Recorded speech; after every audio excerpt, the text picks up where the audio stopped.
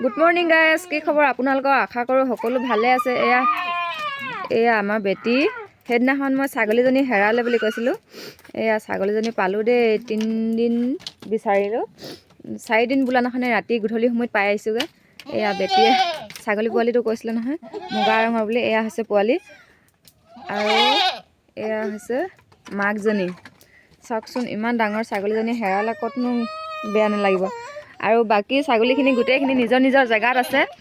3 দিন হেৰাই থাকিলে নিজৰ নিজৰ জেগাত আছে। এইজনীও জেগাটো খালী হৈ আছিলে, তাৰ জেগাটো দেখি চাওঁ বেয়া লাগে। বেটি, বেটি কৈ দিয়া, তুমি কৈ দিয়াচোন। আমাৰ ছাগলীখিনি পালোঁ দেই গাইছ, কৈ দিয়া। আমাৰ বেবে পালোঁ, কৈ দিয়া আকৌ। আমাৰ বেবে পালোঁ দেই, কৈ দিয়া। মায়ে মই বিচাৰি গৈ পালোঁ দেই, কৈ দিয়া। পালোঁ, কৈ দিয়া আকৌ। আৰু পোৱালিটো কোনটো দেখাই দিয়াচোন। আমাৰ বেবে পোৱালিটো, আমাৰ হেৰা বেবে পোৱালিটো, সেইটো বেবে পোৱালিটো। এইটো হেৰাইছিলে মাক পুতেক।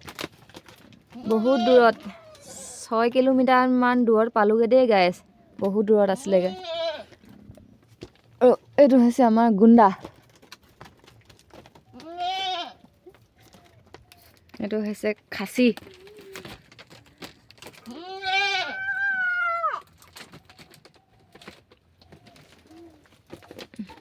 ভাতখিনি বহাই মই আহিলোঁ পটাপট আকৌ চব্জি ছিঙিবলৈ বুলি। এইখিনি সৰুকৈ আকৌ বহাগি লাই দেউতাই সিঁচিছে।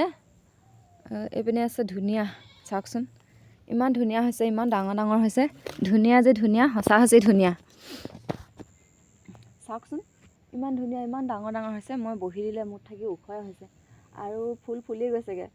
মানে ভাল হৈছে এইখিনি। ভাল হোৱাৰ কাৰণে নিজে খায়ো আৰু দেউতাই বিকাও, মাজে মাজে বিকিয়েও। এইখিনি বিকিও মানে কি হ'ল, ভাল হৈছে যে, বহুত ভাল হৈছে। মানে ফুলি গৈছেগৈ একেবাৰে। আৰু এইটো মই খৰাহি এটা লৈ কিনে চব্জি ছিঙিবলৈ আহিছোঁ বাৰীত। এইপিনে চাওকচোন, এইপিনি লাই গছ। তুমি ছিঙি থাকা, মই গৈ আছোঁ। এয়া দেখিছেনে গুৰিটো লাই গছৰ? এইটো কি সাৰ পালে বাৰু এজা? ইমান ওখ হৈ গ'ল, মোতকৈ ওখই হ'ল এজা। এয়া হৈছে জলকীয়া। যেনে তেনে সি পুলিটো ৰোৱাৰ পৰা ডাঙৰ হ'বলৈ পোৱাই নাই। এই গুটি নধৰাকৈ লাগিবলৈ হ'লে। এইখিনি দেখিছেনে? আলু গছ হয়। আলু ইমান ধুনীয়া ধুনীয়া হৈছে, চাওকচোন। এতিয়ালৈকে সনা নাই বাৰু, তলত কিমান গৈছে নাজানো। আৰু এইজা দেখিছেনে? ইমান ওখৰ, মোতকৈ ওখৰে হৈ গ'ল। এজাটো অলপ সৰু, এজা চাওকচোন ইমান পানী। এইখিনি মুঠ থাকিতো মই ইয়াত থাকি কিমান ওখৰ হ'লে লাই শাক সমান ঢেকি পামগৈ। আৰু ওচৰতে আছে এইখিনি আদা। চাওকচোন ইমান ধুনীয়া হৈছে আদাখিনি। আৰু এইখিনি বিলাহী হয়, বিলাহী লাগিছে বাৰু, বহুতে লাগিছে। ওচৰৰ পৰা দেখাহি এইখিনি বিলাহীখিনি বহুত লাগিছে, কিন্তু পকা নাই। আৰু এইবোৰ চাওকচোন ইমান কজলা কজলা হৈ আছে। এইখিনি কিন্তু খাবৰ কাৰণে খুব ভাল লাগে। আৰু এই লাইজা চাওকচোন, মাজে মাজে ফুলিছে, ক'ৰবাত ক'ৰবাত ফুলা নাই। এই যা লাই ইমান ধুনীয়া হৈছে। মানুহত থাকি শকতে হ'ব নেকি, মোত থাকিতো ওখই হ'ল। এতিয়াও এজা ওখ হ'ল, কিন্তু বহুত মজবুত গুৰিটো। চাওকচোন ইমান ধুনীয়া কাজা কাজা পাত, গাহৰি মাংসৰ লগত মিলিব খাবৰ কাৰণে। আৰু ওচৰতে আছে এইখিনি মটৰ। আমাৰ শাকনি বাৰীখন সৰু হয়, সৰু হ'লেও তাত চবৰে মানে অলপ অলপ লগোৱা হয়। আৰু ওচৰতে আছে জাতিলাও। আৰু জাতিলাও লাগিছে বাৰু দুটা এটা, নলগা নহয়। এইখিনি হৈছে কবি।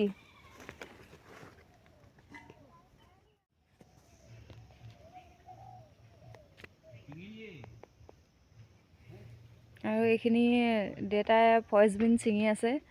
এইখিনি হ'ল ফ্ৰেঞ্চবিন, লতা বগা ফ্ৰেঞ্চবিন হয়।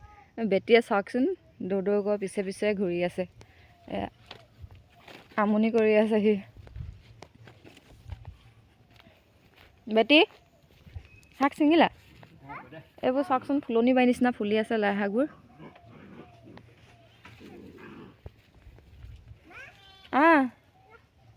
হেন্দালিখনত থাকিও ওখ হৈ গ'ল লাই পাত, লাই ফুল। ছিঙিলা? শাক ছিঙিলা? চাওঁ ইয়াত থৈ দিয়া। আমাৰ বেটি জানে দেই ন? হৈ গ'ল। আৰু এই যে চাওকচোন, বাপৰে ইমান ডাঙৰ, একো সাৰ নিদিয়া, বিনা সাৰত। একোৱে সাৰ নিদিয়া গোবৰ হয়, যিহেতু ঘৰত গৰু আছে গোবৰ দিয়া হয়। এখিলা এখিলা লাই পাতে চাওকচোন কিমান ডাঙৰ। এয়া তলত চিঙা হয়, চিঙি থাকিলেও ইমান ধুনীয়া ইমান ডাঙৰ ডাঙৰ হৈছে। আৰু ওচৰতে এইখিনি ফৰেষ্টবিন লগাইছে আৰু এইখিনি কবি লগাইছে দেই। আৰু আছে এইপিনে